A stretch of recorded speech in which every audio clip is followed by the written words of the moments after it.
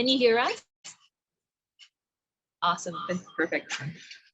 Well, are we ready? Good morning, dear Anand Singh, and with my co-host here, Anika Pampal. Hi. Welcome you to Hi, Digital Anika. Davos, and thank you sincerely for taking the time to speak with us.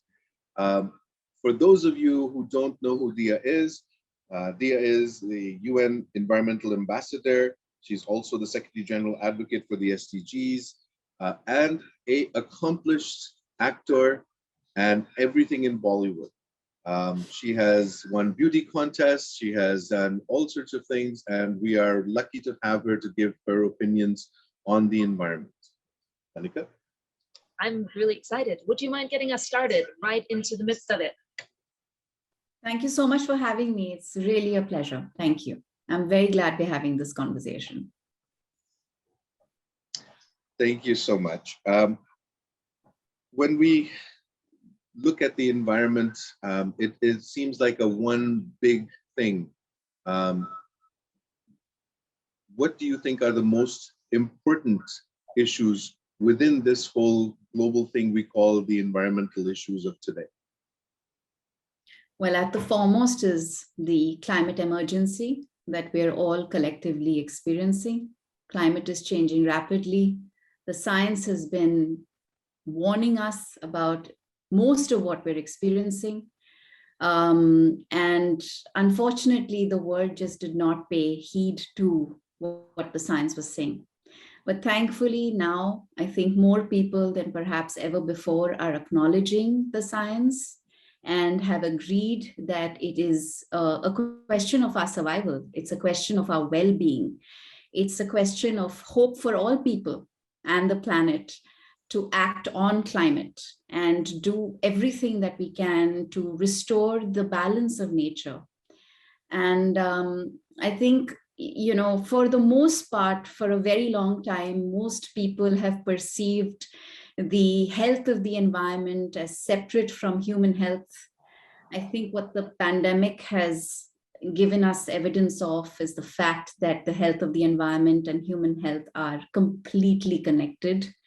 And how we treat our ecosystems, how we treat nature, how we treat the planet is what is going to impact our present and future. I have another question. In your speech to the UN, you spoke specifically about India being on the forefront of solar energy and clean energy in that regard. Can you tell us a little bit about that? Well, at the recently concluded COP26, we had India pledging to net zero, which I think is very important. India has also upped its already impressive installed renewable capacity target from 450 gigawatts to 500. And, you know, we've committed to 50% of its energy from renewable sources by 2030 and a reduction of emissions by 1 billion tons and emissions intensity of the GDP by 45% by 2030. This is a powerful commitment. India was at the forefront at, you know, bringing together and ensuring the World Solar Alliance. And when we talk about, you know, switching to renewability and encouraging more countries to adopt renewable energy, India definitely is looking to, you know, stand by this completely. Wonderful. Yeah, there's been a lot of discussion about the commitments that have been made, and India certainly has done a tremendous job with thought leaders such as yourself, the administration, but thinking about more the youth and engagement from the youth, what are your thoughts for young people in India and around the world about making climate top priority? And how to move the needle on public policy and how to involve it. Yeah, you know, Anand, Anika, I think young people have played a very powerful role in improving public awareness on climate change. Take, for example, the incredible movement led by Greta Thunberg and the participation of young people in the Fridays for Future movement globally. I know this much for sure that when the, you know, there are any new provisions made or any amendments created for any policy connected to the environment, young people are at the forefront, deliberating, understanding, questioning, and seeking positive change. And I don't think that any progress can be made if we don't include young people, because I think young people are holding everyone accountable. Greta said it in her very famous speech where she said, our house is on fire. And if we don't act on that and we don't move with the urgency that is required to fix the state of affairs right now in the world, I don't know what else is any good, And I think what is also very credible and something that we must celebrate is not only are young people becoming very powerful advocates for the climate and are, very powerful activists, but they're also leading with innovation and interventions. And this to me is, represents the most powerful aspect of what the youth are doing. We all know that we are in the midst of a sixth mass extinction that has been created by our human actions and has led to the catastrophes that we're experiencing, whether it's the intense frequency and intensity of droughts, floods, forest fires, so young people are impacted the most, and it is their duty, their right, and it's really about their present and future that they're questioning and holding policy accountable. When we talk about how that impacts policy, I have seen a change within my country in the way homes function. Young people come back home when they learn about the Sustainable Development Goals, when they learn about the impacts of environmentally degrading materials, things that we use in our everyday lives. And they go back home and they question the way their families make choices. They change the way they live. They're implementing waste management systems. They're creating circular economies. They're really working on solutions at a personal, individual level. And that, I think, is going to impact the way mindsets are shaped. People function every day. There's a very powerful campaign that we launched in India called Beat Plastic Pollution. And it really questions the mindless use of single-use plastics. And it's really young people who have turned the tide on plastic, who have led by personal choice and have questioned and changed the way, choices are made at home. And I think that this is a very small example, but there are many, many examples of young people across the world and in India who are, at the forefront demanding change. Talking about what we're doing, there's a very morbid joke, and it says that we are building Garbage Island as a monument to our own destruction in the middle of the Pacific. Yet in India, we're seeing young people change that by not using straws and not using plastic bags, not to mention that there is a secondary economy for recycling. And it seems like that's a very credible solution to a global problem, where we think of in the West especially as waste is waste, but in India it actually can be monetized. So can you expand a little bit on that? Anand, I think it's important for us to understand something very simple. We are the only species on the planet that creates waste, and a waste that is not natural. And unfortunately, many industries have contributed to the rise in waste, but have not accounted for the waste and have not been held accountable for that waste. So I think one of the most important things that we're working on and we're hoping that governments will implement is something called an extended producer's responsibility. So if you are a company that is delivering, food and beverage or any other goods that we consume on a daily basis that is packaged in plastic, it is your job and not just your moral responsibility, but should be your personal responsibility to be accountable for that waste.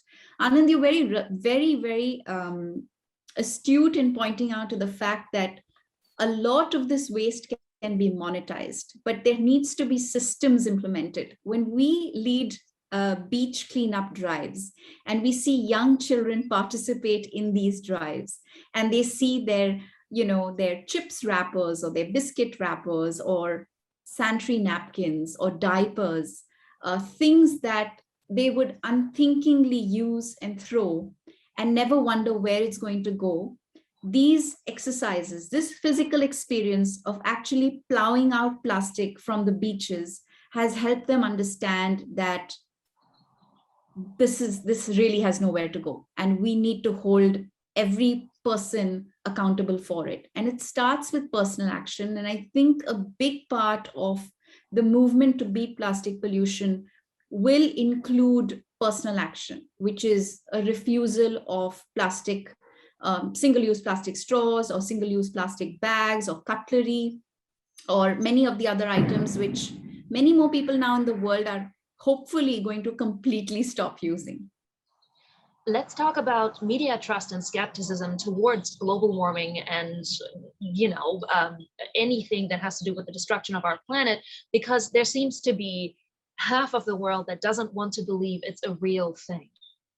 How can they not believe it, Anika? I find it so strange, right? There is just so much evidence around us every day. It's not 20 years ago, if somebody said that the glaciers are melting, it felt like a distant imagery that was intangible, that we didn't experience, that we didn't quite comprehend or understand. But today, as we know it, water levels are diminishing. Our water bodies, all of our natural water bodies, fresh water sources are polluted with plastic, and are depleting rapidly. Like I mentioned, we are witnessing extreme weather events, which that is being photographed and videographed, and people are sharing it. And I really want to paint I think this is a very practical imagery that nature gave us, right? When the global lockdowns occurred, nature looked like it was beginning to heal. The most polluted cities in the world suddenly had cleaner air than they had had in the last 2 decades. For example, you could see the Himalayas from the Punjab, which is a state that has some of the most polluted cities in the world. So when the air got cleaner and we saw wildlife reoccupying areas that they had completely left before, and we breathed better, we felt better, and even though we were in the midst of a really debilitating crisis, we somehow recognized that nature is a self-repairing system. It's wonderful, it's healing, but so much of it has changed because of the way we've treated it. And all those people who don't believe that climate change is real are living in complete denial and are hugely responsible for the destruction and devastation we are experiencing. And we need to change that. Every one of us needs to change that. I have a quick follow-up. Sorry. I have a follow-up. On the 2030 agenda, poverty is, top number one. And we have seen a decline in poverty worldwide until the pandemic started. It is, now risen by 7%, the extreme poverty. And I wonder, did the pandemic also affect how we now see climate change as a priority? Or do you think that that image of cleaner cities has done enough for us to focus more on that first, instead of a pandemic, the global crisis, poverty? How do you feel about this? It's all interlinked, right? You can't separate one from the other. So the pandemic was evidence of the fact that we need to treat our ecosystems with more respect. We need to stop wildlife trade. We need to stop removing species that belong to certain areas and take them somewhere else, because that's just going to create havoc like it has. But that aside, I think what the pandemic has done for all of us is help us realize the interconnection between every sustainable goal with climate action, which is goal 13. If we don't act on climate, we cannot build sustainable cities. We cannot achieve zero poverty. We cannot ensure gender equality, because climate change and environmental degradation impacts human health and well-being and peace and progress. And there's no simpler way of saying this. I mean, this is as simple as it can get. So it's all interconnected. And unfortunately, I was mind blown when I read the report submitted by Oxfam a few days ago at Davos about the inequalities that have risen through this pandemic. And if the fractures of our societies have deepened because of this pandemic, and climate change has not halted, it is continuing, we need to recognize that there is no way we can make any progress unless we work together to arrest climate change, to act on climate, and of course, build back more resilience and build back better from this pandemic. Yeah, so continuing with that discussion a little bit, species extinction is to me one of the top agendas that we look at. And when we look at species extinction, we think of tigers and pandas and all this sort of stuff, but here we are losing a huge amount of species, whether it's in the ocean, and to the point where we're talking about algae depletion in the ocean. So therefore, we won't have any oxygen generation, since that is our biggest producer of oxygen. What are your thoughts about this? Again, climate being such a large subject, one tends to kind of get lost in one portion or the other. How do you make this kind of a global pitch of saying, look, it doesn't matter where you are, this is here and we are in it? Amrit, I always look to Jane Goodall when I need to be hopeful. And I don't think there could be a better example of an advocate who helps us understand how terrible things are and where we are. I mean, we've caused 70% species extinction and how bad that is. But what her book suggests, and I recommend everybody read it, Hope, is that when we think about climate change in the global context, it can be terrifying and debilitating. And if you act from any place of empathy, it can really break you. And my advice to everyone who wants to act on climate would be, know the facts, speak the truth, but think of everyday actions that you can make. And some of them could be as simple as managing your own resources better, whether it is switching to a more sustainable lifestyle, taking shorter baths, switching to energy efficient appliances, switching to LED bulbs from CFLs, refusing single-use plastics, converting your celebrations to more sustainable ones, managing your waste better, consuming less fast fashion, knowing really what it is that you're using every day and asking yourself, how does this impact the planet? How does this help, impact the health of the planet? And if the answer is it's bad, then refuse it. Supporting organizations that work for the conservation of biodiversity and nature, defend the defenders, support the defenders, fund the defenders. I personally have started backing organizations and investing in companies that are more sustainable. And all of the choices that I've just, expressed are ones that I'm making at an individual level.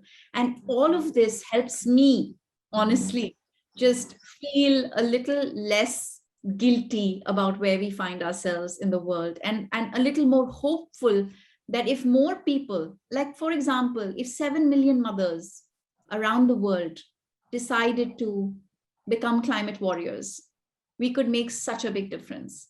Choosing biodegradable diapers or cloth diapers over the regular ones that are plastic based, choosing to use better menstrual health options like biodegradable sanitary napkins, knowing that the regular ones are mostly made of plastics.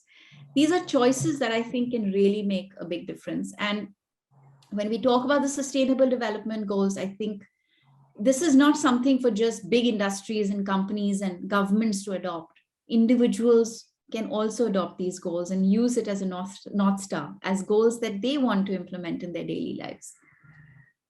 You do a lot of social work and social outreach, and from our position, we're very privileged. We're in a first world country. There's a lot we get to do, and that is an option, choice for us. But in underserved communities, that is not necessarily the case. What's most needed in India in those underserved communities? What can we do as a society to support that in an environmental friendly way? Right now, the most terrifying outcome of the pandemic has been many things, but I think the topmost for me would be the fact that many, many young children have dropped out of school and don't have access to education. I think if providing education and access to education to these children becomes a priority for all of us, we can help make a very big difference. Because while we need to continue doing all the work we need to protect the environment and serve the planet better, we also need to ensure our children are going to school. And there are many programs that are running in the country right now to make school education accessible to young children. We've lost, young girls especially have dropped out of school. And this needs to very quickly be addressed and changed. Continuing on education, do you think it should be a subject that we should be learning in school at this point, since we have an emergency? This is akin to the pandemic, where children at young ages should be taught about this and their lives guided to a better planet, to a better world, to sustainability, to all the subjects that we've talked about. I'd love to hear your opinions on the need for education at primary levels. Oh, absolutely, Anand. There's no question about it. Ignorance is what led us where we are, right? Ignorance, avarice, ego has led us to the injustices that we're experiencing in the world today. And the only way that this can be rooted out is by educating and empowering young children on, nature-based solutions, understanding the climate, understanding how to work with the earth. And for all of the schools that have adopted climate studies and environmental studies, we already see a big change in the choices they're making, in the way they're living, in the way they're influencing their homes and their parents and their communities, and the solutions they're coming up with. So I think it can lead to a massive change, which is why, Anand, I feel a lot of the change that we need to see in the world today has to be driven by political will. Because it's only when governments changed and our politicians change that will percolate into the way we function as societies. That is what will lead to how industries work, how schools work, how institutions work. And unless and until, a young person said this to me recently. They said, unfortunately, the climate agenda is not a part of the electoral mandate. It doesn't feature in vote bank politics. And we need to change that. And I really think that young people are doing that. I'd like to take Maharashtra as an example. It was one of the first few states in India to make environment a part of their electoral agenda. And we're already seeing the positive changes that is leading to. And I hope that it inspires many more states and many more governments worldwide to do so. There is a lot of conversation. We recently had a conversation with Sonam Wangchuk and his philosophy on climate change and the effects that global climate change has on communities such as Ladakh.